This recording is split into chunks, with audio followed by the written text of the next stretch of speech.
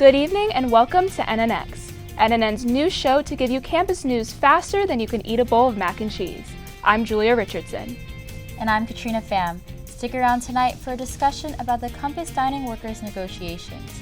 An investigation into medical care after a Northwestern student was allegedly drugged at a fraternity party.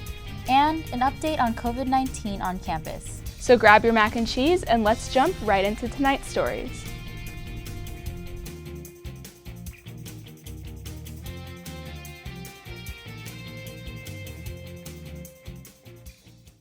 Northwestern's dining and service workers employed by Compass Group voted to strike after their employer did not meet their demands.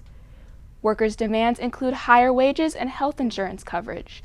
Students organizing for labor rights at Northwestern, or SOLAR, mobilized student support for Compass workers.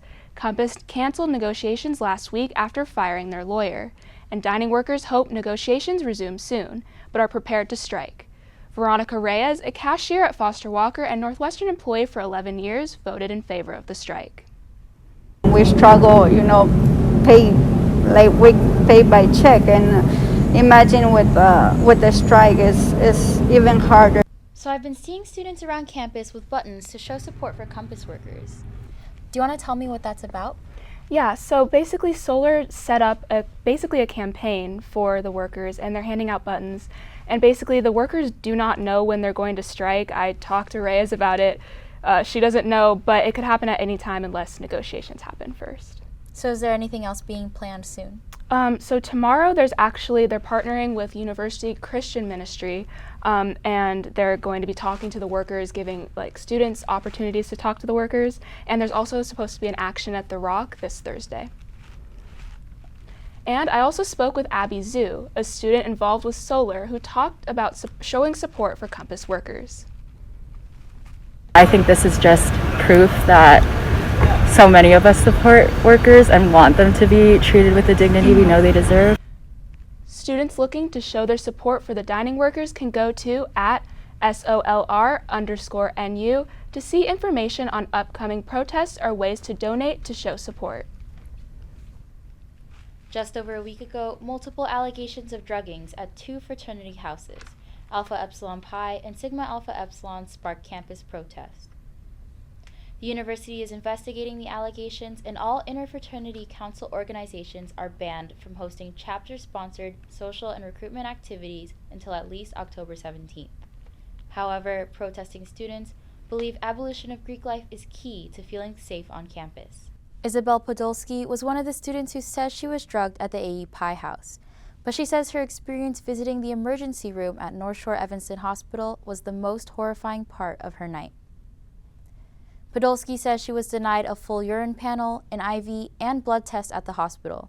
Due to patient privacy, North Shore University Health System declined to comment or confirm Podolsky's statement. I'll never know what was in my system that night, and it's a huge hindrance to an investigation that is going to hopefully bring the people who did this to justice. We have Vanessa Kelson here in the studio who spoke to Podolsky this week. Vanessa, you also spoke to the doctors who shared their advice on what to do if you believe you've been drugged. What did they say? Definitely. So some of the doctors said some symptoms of being drugged might be feeling detached from reality, feeling a little bit drowsy or slow. Unfortunately, a lot of those symptoms are very similar with having consumed alcohol, but they said that if you have any suspicion at all that you might have been drugged, you should definitely seek medical care. And if you do seek medical care and you find yourself in the hospital not receiving the care that you need, what should you do? Yeah, so there are sort of 5 different ways that you could potentially advocate for yourself. First is to tell everyone, literally everyone on your medical team, that you're not getting the care you need. The second is to ask for patient services. They can advocate for you.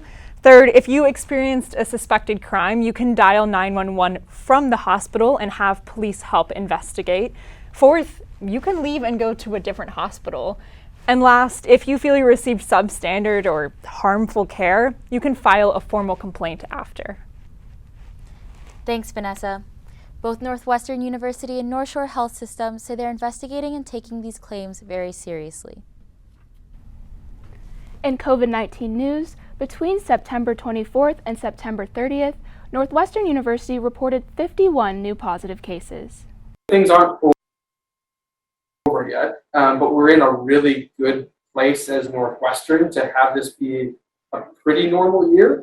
A pretty normal year. That's the message from campus administrators kicking off a fall quarter very different from last year, when half the undergraduate student body wasn't invited back to Evanston. Enjoy the fact that you're back with your friends and back in in-person classes, but also don't completely let your guard down. Masking is still required in shared common spaces, and hand sanitizer is abundant. The vaccination rate is over 98% for graduate and undergraduate students, and Fagora says it's similar for faculty and staff. Yeah, from a health and safety perspective, I think I feel pretty comfortable with how things look right now. When approved for a booster shot, you'll be able to get yours on campus or close by.